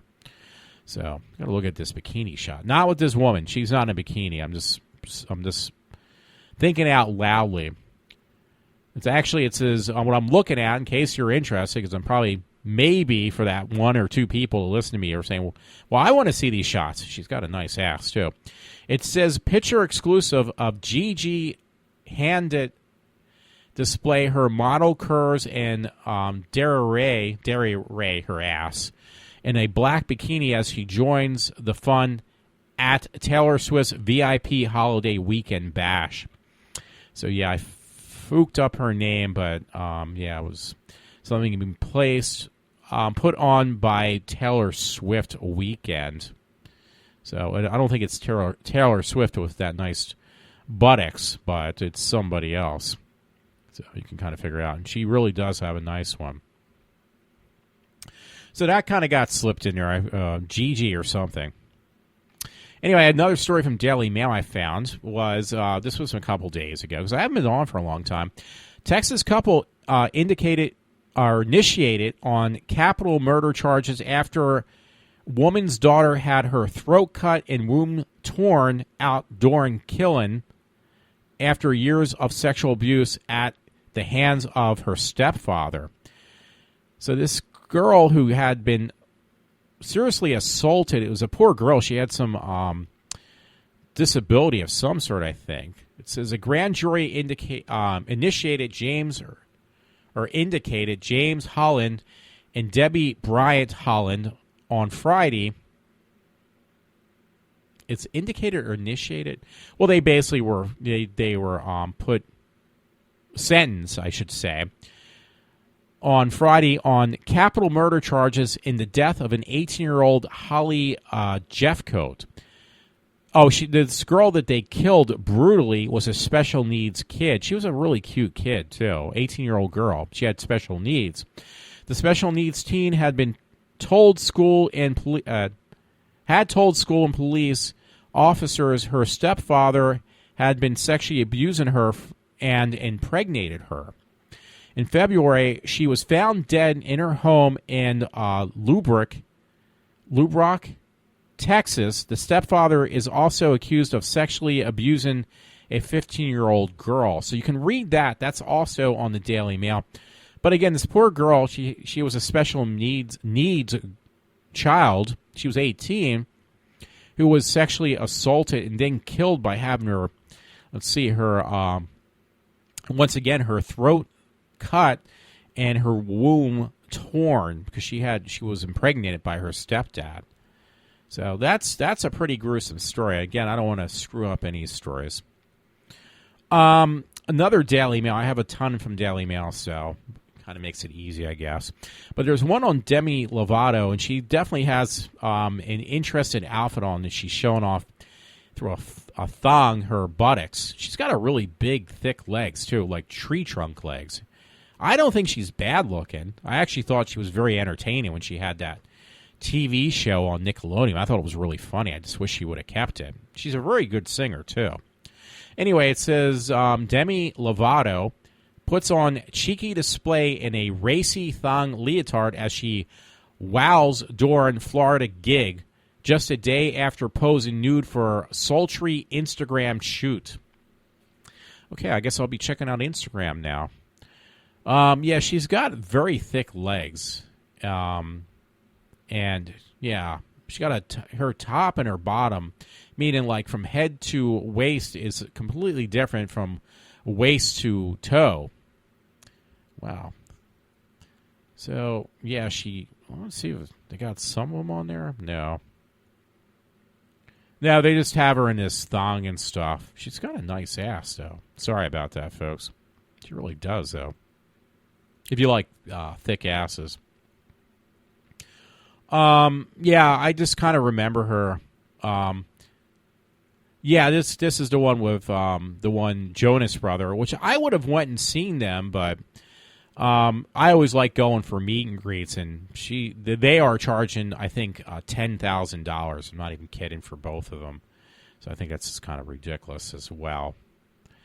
Here's an interesting story. Again, Daily Mail, though, and it's on Johnny Depp. Now, I know Kevin Smith's a big Johnny Depp, like they're friends, but I don't know what happened to Johnny Depp, but he's kind of went off the deep end. He's a good actor, so to speak. My parents loved Johnny Depp in his movies, but if they really knew how he was in real life, I think they kind of found out through stuff you hear on the news, though. They would not appreciate him as much as they used to. It says a tattoo far. It says a tattoo far with a question mark, by the way, because Johnny Depp tweaks Amber Heard nickname Incan on his knuckles to read scum as a bitter divorce rages on. So he gets tattooed on his knuckles, scum. Yeah, I see it now. They have pictures of it. Slime tattoo was a tribute to wife Amber Heard after 2015 marriage. Knuckle Incan now appears altered to scum in PSA announcement. Amber 30 filed a divorce after 15 months in May. So he's much older than her, obviously. The 53-year-old was all smiles at the Sands Casino in Bethlehem. So I thought I saw that. I wouldn't mind seeing him. I know he's not the most, but yeah, he was in. Now, this is in the Daily Mail. I did not notice, folks, so I'm kind of like, wow, I didn't know this. 53-year-old all smiles Sands Casino, Bethlehem, Pennsylvania on Saturday was where Johnny Depp was at. He was actually in Bethlehem. I thought I saw that somewhere. He was playing in a band. And, it was at the Sands Casino. He was just playing. It actually wasn't, now it's this past Saturday, but it was this, well, maybe it was. I don't know. What was this story dated? Because now it's not showing up. July 2nd. So, yeah, it probably was this past Saturday, and it actually already hit the UK mail. But it says actor previously changed Winona Forever what is it called? Desiccation to ex-partner Winona Ryder to Winona Forever after late 90s split. So I guess he did. Johnny Depp at one point, was involved with Winona Ryder as well. He looks really bad, though, but it would have been kind of interesting to see Johnny Depp up at Bethlehem. I didn't know he was there. I finally looked at this story. Here's my favorite thing I like to complain about with women, just because, not that I don't mind it, but it's just how they make you out to be a monster for looking. It's women in spandex, so I haven't seen one of those in a while. So here's a story on the Daily Mail with Kendall Jenner flashes a glimpse of her toned tum in skin tights sportswear as she travels from New York to Los Angeles. Yeah, and it is really tight. You can actually see her camel toe because it's so tight. I'm not even joking. And she's covering her face while, why would you go anyway on a plane ride in a workout spandex outfit with a spandex workout top when you're not actually going for a workout? You're actually going on the plane. And don't tell me because it's ultra comfortable that you wear a workout outfit. That one I find really hard to believe. So anyway, she's only 19, I guess. But this was actually also released on July 2nd. So I just love the way people will find lame excuses for inappropriate behavior or even inappropriately dressing. And it's like, I don't buy that for 1 millisecond. So just let you know. I got a story from Opposing Views. Inmates attack mom who brutally killed her daughter. This one I don't really want to read. It's not that long, but I'll find a way to mess it up. I'll see how much I can read without reading the whole entire thing. A British mother who brutally killed her daughter has been attacked in prison. Catherine Smith, 23, was found guilty in April of murdering her daughter by punching her in the chest, Mirror reported. Stop, mommy, stop, daddy. Neighbors heard the 21-month-old child say days before she died in the hospital in May of 2014 after sustaining a tear in her heart from trauma caused by the blows to the chest. So, obviously, thank God there's some people out there who don't tolerate this stuff, even in prison. So, it says Smith, this woman who is serving a minimum of 24-year sentence in Fawston Hall Women's Prison, was attacked by 2 inmates in a stairwell without video surveillance while 10 other inmates watched, according to the Mirror. So obviously, child abusers, child molesters are not, even with women apparently, this is news to me, is not taken very lightheartedly, which I don't have a problem with. She reportedly howled in pain as she was punched and stabbed with a homemade knife during a 4-minute attack that left her with nearly an inch cut across her cheek, which should have been in her throat probably, but hey, you can't win them all. So a little more to that story. Read it yourself. It's on opposingviews.com. Easy to find. Now here's a heart-wrenching story, which I won't ruin, but I'll just read the title. Try to just get away with very little. WatchThis.com, and it's a story. It says birthday cake goes viral for an amazing reason. So it says happy birthday, Mandy. So this person had this birthday cake made. Now it doesn't seem like one of these, supermarket kind places, but the person who wrote on the cake was a girl who actually was autistic. So she suffered from autism. And it just meant that more that this girl, she's working, and it's not written. I mean, it's better handwriting, honestly, than mine, but it's still not perfect.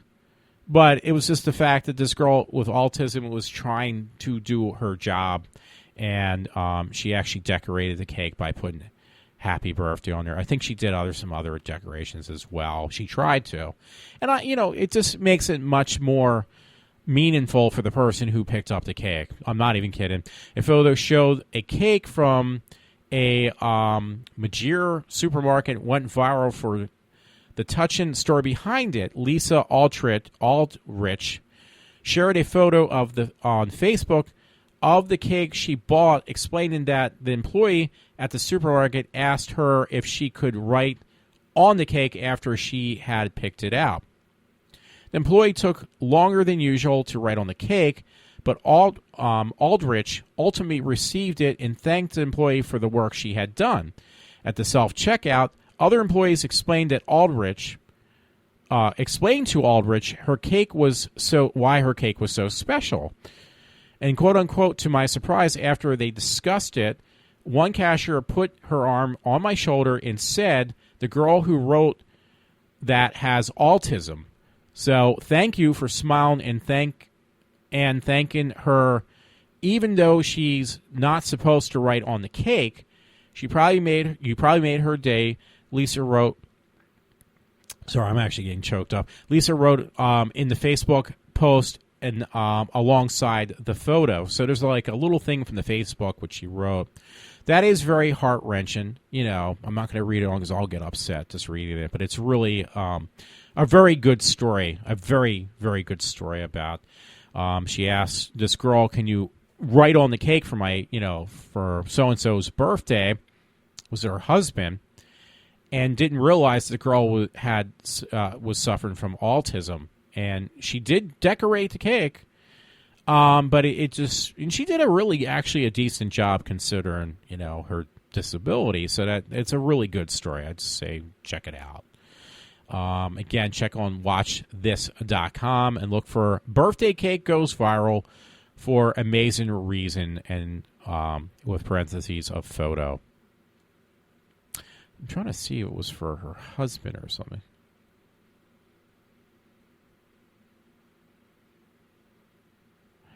Okay, it doesn't really specify, but it's really cool. Maybe it was for if this is happy birthday, Mandy. I'm sure it's maybe she has a daughter or something like that. I don't know, but it's a very good story. I'm not going to go into this again, but Alan West, I didn't realize I put up the same story twice. I kind of did, but it's another story you can find out on AlanWest.com.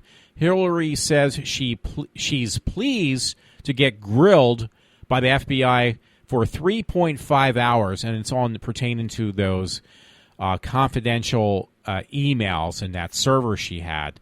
I don't. You know what? I think she is pleased because all it's going to do again for Hillary Clinton is make her look that much better. It is not going to incriminate her at all. So it didn't ever incriminate her husband. It's definitely not going to incriminate her.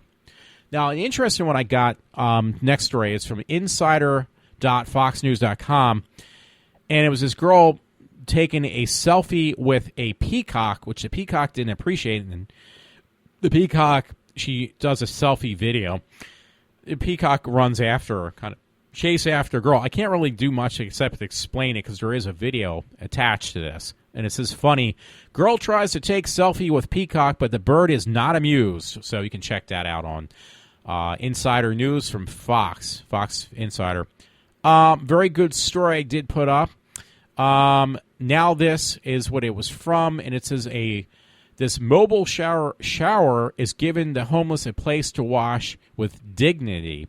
So there was a little bit more to it, so I thought I could actually open up the story. There was a story to open up, but I can't really find it. It says Jake Austin turned a $5,000 truck into a mobile shower. So it's really cool, and it's kind of cool to give something to these people. It says the truck hooks up to a fire hydrant and heats the water with an external generator, making it easy to move in the city. Now, there is actually one female, kind of a cute-looking girl who's actually, it's surprising because generally most homeless people you think of are males, but this was actually a female girl, and she's actually pretty cute. I'm not even kidding. Austin started Shower to the People. Shower to the People is what it's called. Very cool, though. Which provides 60 homeless people a day with with showers, and even a way to shave or clean up otherwise. Complete with, I got to open this a little bigger, with hygiene products. It's really cool, and these people do look much better once they clean up. With support from Focus North America, Austin hopes to take his mobile shower to more cities across the U.S. That's very cool. Austin I'm sorry, because that actually is choking me up, too, so I apologize. So that was really cool. You can find that on my Facebook page. Last night I was watching, I was watching the shows that are on Saturday night on MeTV. They're Super Sci-Fi Saturday or something, Superhero Saturday. Well, Sci-Fi Saturday, too, because they had Star Trek, the original ones in there. And this is one I've never, ever seen where they end up on a planet, Captain Kirk, Spock, and McCoy, and some other girl.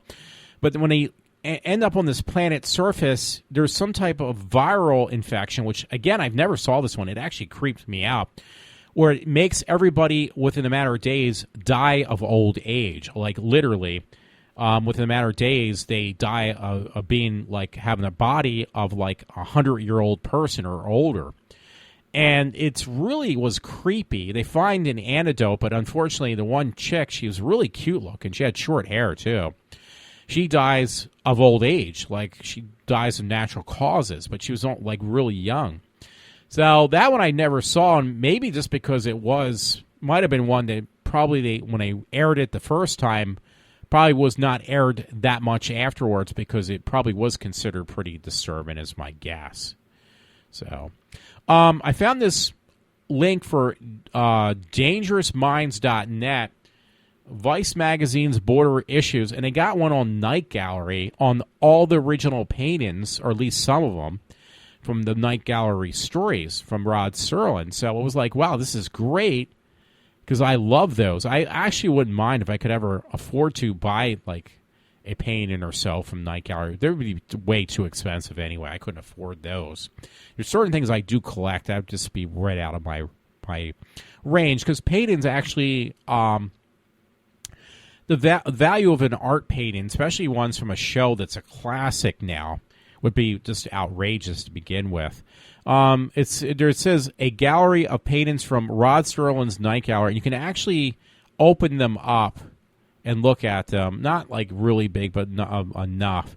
So I recognize all these paintings because I actually realized, like, the paintings were basically incorporated into the stories, I guess. Like, this, before the stories would start, you would look at the painting, and the painting would be what that story was about. So there's a whole article on this thing called dangerousminds.net. Very, very cool.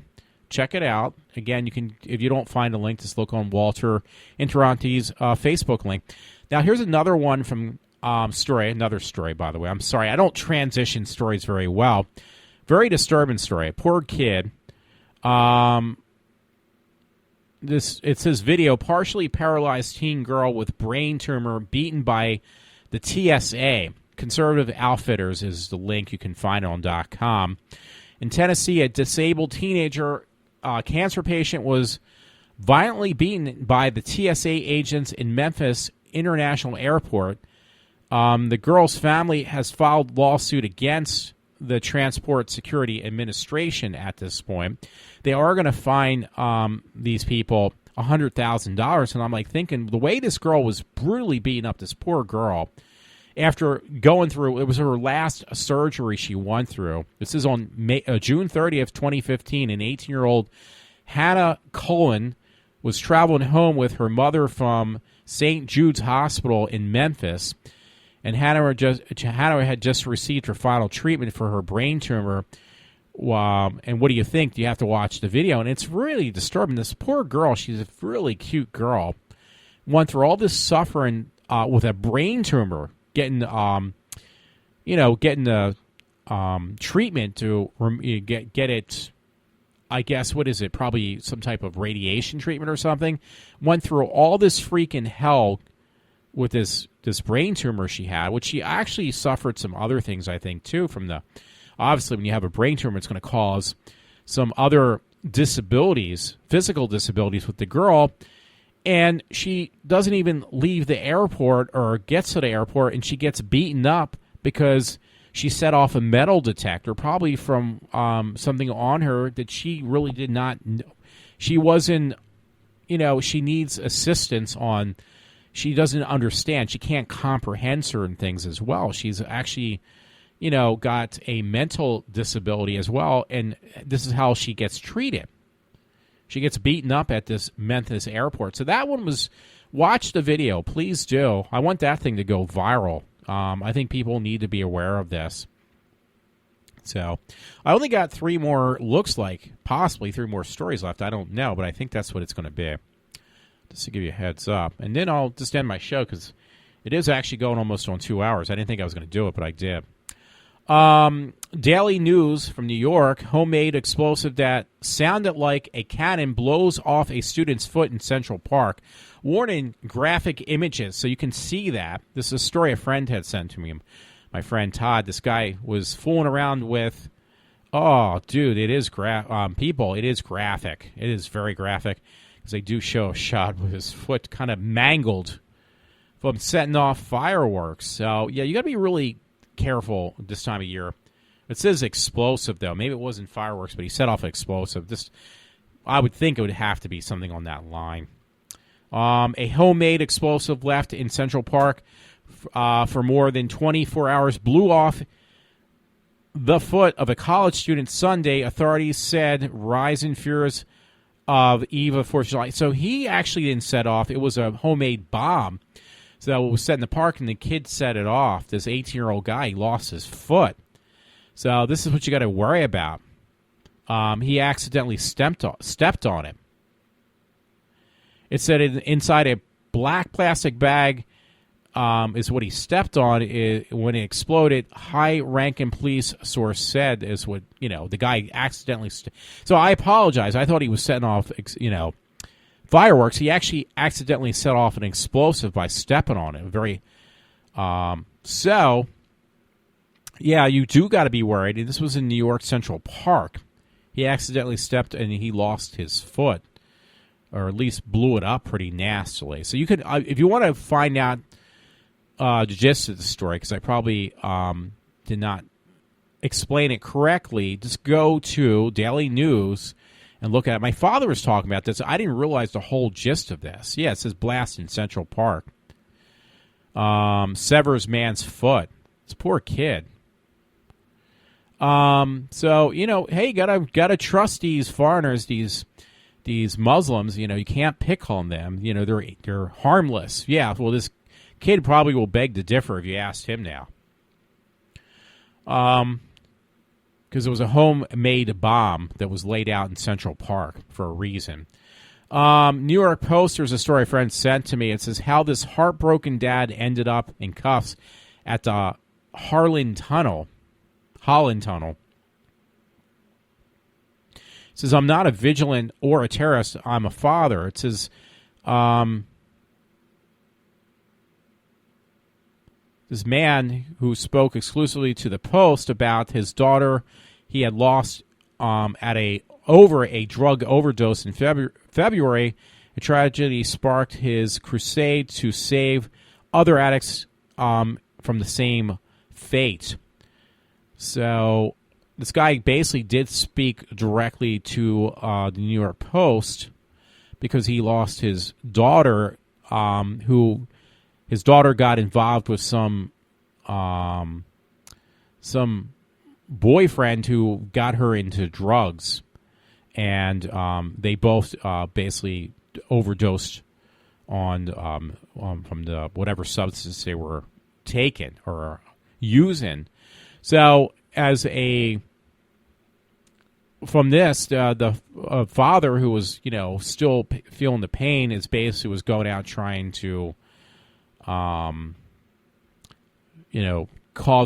save other people, so to speak. I don't know.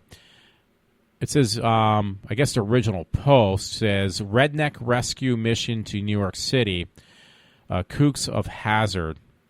But he actually did give. I'm not going to read it. So if you want to read the story, you can. It's not long. I'm just afraid it's like almost 2 hours. So I don't want to bore people or screw up a story. But this guy went out on a mission to help people that were drug abusers after losing his daughter.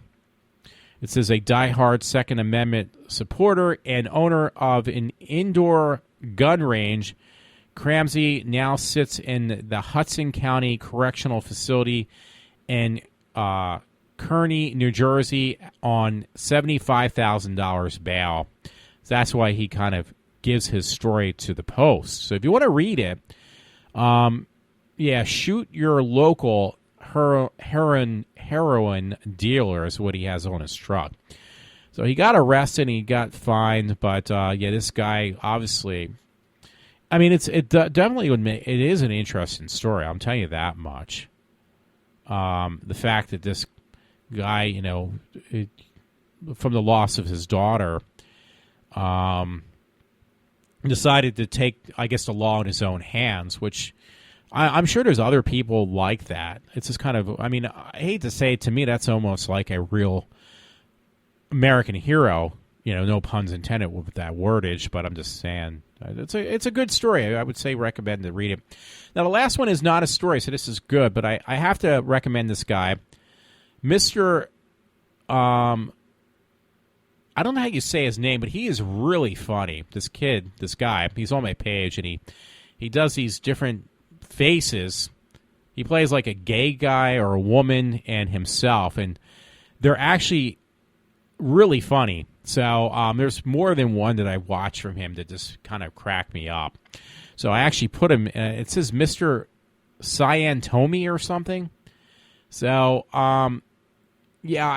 for a younger person, it's his public figure. He's got a lot of people liking him. He's got over, I would say, like, I don't even read the number wrong, but I think he's got over 6 million people that actually enjoy his stuff. And I'd have to say I'm definitely a fan of his little goofy videos, which are hilarious. But it's his name is spelled and probably not really his name. Cian, that's his first name. Mr. Cian, N as in Nancy, and his last name or whatever it is Twomey. I can't think of anything that starts with Y, so I apologize. Like in why? I can't think of anything. I'm sorry. I'm drawing a freaking blank, folks. Throw me a bone. So, so check him out. He is actually really good. I enjoy when he puts something up that actually gets noted on Facebook because he makes it definitely entertaining, to say the least. So, folks, this is Walter from iWalter. It's actually almost going to be a 2-hour show. So, close enough for me. It's at an hour and 55 minutes practically. That's almost 2 hours. So I don't know if I'm going to do one tomorrow. I was going to try to do one with my brother. It did not work out. So, that's why I was off for a couple days. When I go back to work, I'm going to probably do them pretty, not regularly. Depends what I have to complain about, because maybe I will too. Who knows? So, hopefully you enjoyed what I did.